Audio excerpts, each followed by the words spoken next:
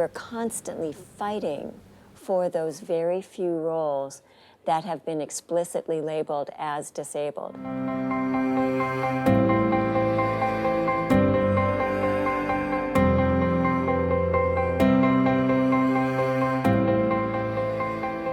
94 to 95% of roles with disabilities are being portrayed by actors without disabilities. Tony, I think you have a lot to say about it, so why don't you lead us off? It's not about like sort of making laws and rules that are strictly enforced. It's about making sure that people who are people with disabilities, performers with disabilities, are telling their stories to the greater culture. Actual representation, because as we were saying, you know, the culture needs to be exposed to people with disabilities. And it's not gonna happen with a totally able-bodied person playing a disabled role. That doesn't have the same truth to it. When you look at the actors who are winning the Oscars, they're able-bodied people representing disabled people. But I do believe that until we are part of, I don't like the word mainstream, but I guess the concept of being, that what we are in our lives is actually being reflected, and we're getting acknowledgement for the work that we're putting in and not for just being an inspiration and, oh wow, thank you for that, making me cry. I think that we're working hard at our craft and we care and we're putting the time and the energy, but where's the acknowledgement for that? So until that happens, it's just a constant struggle. I'm certainly not ready to give up, and I don't feel any of that in this room. I don't think any one of us is ready to give up. And I do also believe that there's strength in numbers and that our collective work together is pushing it forward.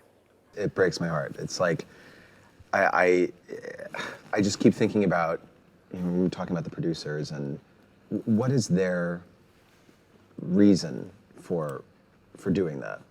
Why are they doing that? They want names in theater now. They want celebrity. They want a certain amount of, you know.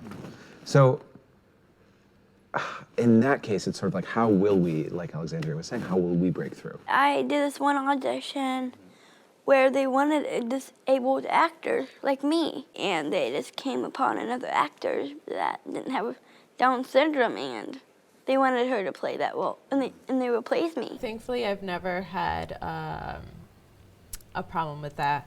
I feel like as far as, you know, my world goes, if they want me, they want me. As like an outsider watching movies or watching TV shows, it really aggravates me when I see that this person actually doesn't have a disability, but they're the one winning the Oscars, and I can mention 4 movies that has happened before, and they have won Oscars or really amazing awards for their role portraying someone who has a disability. Actors who do not have a disability who portray roles who do have a disability. One, the subject matter is very Oscar like nominated subject matter. It's very touching, it's very deep, it's very emotional. You know, actors are praised with that, and a lot of the work is exceptional. We're seeing great acting, but it's not, the reverse isn't there. When I go, you know, on YouTube and watch these interviews that these actors play, they go, the question is always, oh, how did he study for this role? And they're like, oh, I spent hours and days,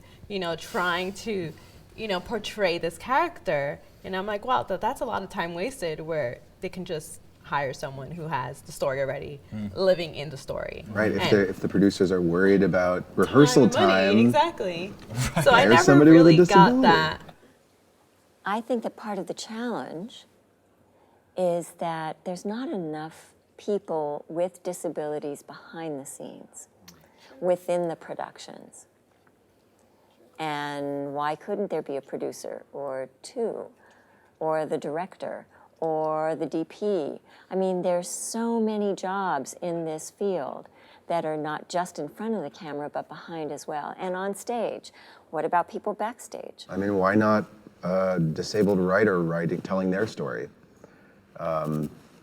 You know, it could be there. It can be, you know, like Alexandria was saying, in the production side, you know, the representation side, you know. I think we just want to work. It's rare that I would go in for a part that's not a deaf character. However, I must say that over the years, I've noticed a lot of casting people have asked me to actually come in, and they are working so hard trying to push that envelope.